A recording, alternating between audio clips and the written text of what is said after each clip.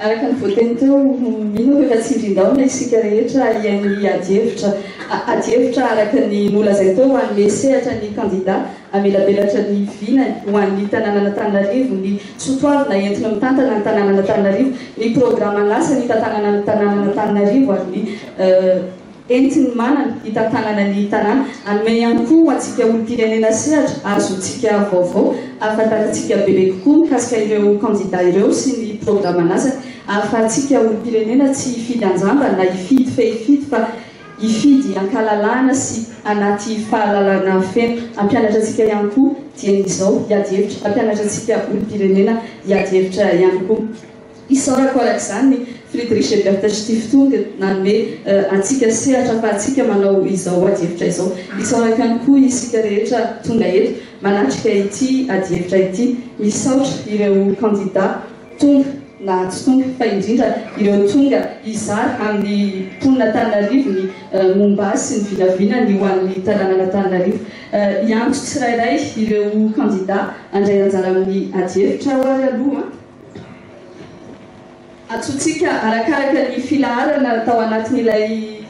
tirage au sort nataon'ny senita miantso voalohany Andramatoa Ravolomanana Lalatingo mpampianatra filozofia sy mpanao politika nianatra tao amin'ny Masinaratana mpiara-miasa akaiky tamin'ny premier ministre teo aloha Andriamatoa Dimy Razanamasy tsy miankina no latsany saingy mijoro mpanolotra ny antoko amin'ny fitondrana sy ny antoko tima izy misaotra tompoko candidat faharoa Ramatoa Manantsoalala Panjara mpanorona ny Madavizon ary mikarakara hetsika arabatra anisan'ny reny mampiravizana andantarantsika azy mpikambana amina fikambanam-panao asa soa izy ary fikambanana Madavision milatsahany ofidiana be tanàna satranao candidat fahatelo Ramatoa Ranaivoherinjaka Panjara eo amin'ny sehatry ny teknôlôjia vaovao tokony andraikitry ny tranombarotra concept fantatra amin'ny anarana hoe Andro concept rotsaka candidat izy amin'ny anaran'ny fikambanana stand-up tanàna satranao Andriamatoa mialatsiny mialatsiny indrindra maromaro le vehivavy dia lasa Ramatoa daholo voateny candidat fahaefatra manantena tsy ho diso Andriamatoa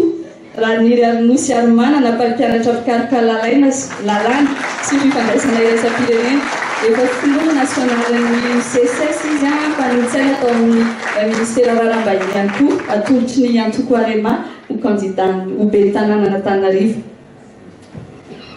ny candidat laharana fahadimy Ramatoa Rajerson Nicole Véronique moa nametraka ny fialantsiny tsy ho afaka indray anjara amin'ny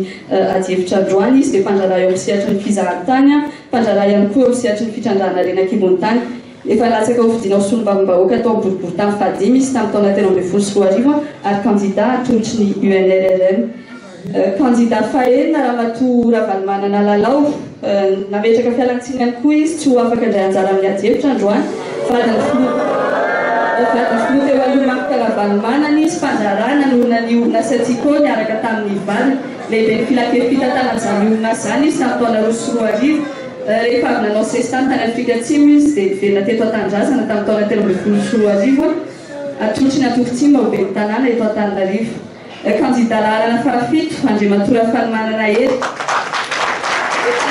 efa nitantana ny tanànan'Antananarivo tamin'ny taona fito sy roa arivo tany Andriamatoa Ravalomanana Hery nilatsaka hofidiana moa izy tamin'izany fotoana izany tamin'ny anarana antoko tsimo saingy tsy lany mpitantana orinasa no asany talohan'ny idirany teo amin'ny sehatra politika atolotry ny fikambanana iarivo mitambatra amin'izao fotoana izao ilatsaka ho ben'ny tanàna ho candidat ho ben'ny tanànan'Antananarivo candidat fahavalo Andriamatoa Rakotoatsifa Asina filompanorona fikambanana l'Institut filompanorona sa pasteur amin'ny mission na Christ New Life International Ministries tantana orinasa efa nanam-pikasana ilatsaka fidiana filohan'ny repoblika saingy tsy todatra faramo milatsaka ho candidat ho ben'ny tanànan'Antananarivo izy androany atolotry ny antoko Mamimi malagasy miray sy mifankatia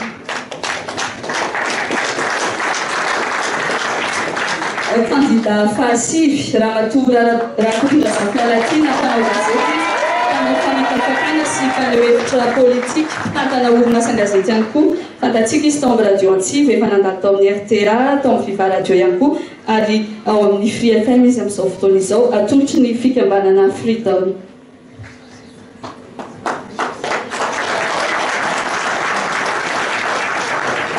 dia misaotra anareo fito mianadahy tonga namaly ny fanasana nataon'ny Friedrich Ebert Stiftung androany ny voafetra ihany ny fotoana iresantsika eto satria adihevitrantsika mandritry ny telora eo ny fotoana iresana nefa mino fa betsaka ny olona te iresaka betsaka aminareo hitady fotoana lavalava kokoa noho izany aorian'izay mbola hanana fotoana ny tsiraray iresaka aminareo candidat mitokana avy ny anomboantsika azy aloha amin'ity tapany voalohany ity dia anolotra ny vinanareo ho an'ny tanàna Antananarivo ianareo sy ny Soatoavana anolotra ihany koa ny programa nasa hoentinareo amin'ny tapany faharoa isy ny adihevitra eo amin'ny samy candidat ary amin'ny tapany fahatelo dia andray anjara amin'ny adihevitra ny mpanatrika tonga eto amin'ny 40 taona amin'izao fotoana izao hiezaka isika hanao adihevitra anatin'ny firahalaina anatin'ny fifanajana tsy ezakitsika tsy dia hifanevateva loatra tsy hifanala baraka na hioby ny mpandray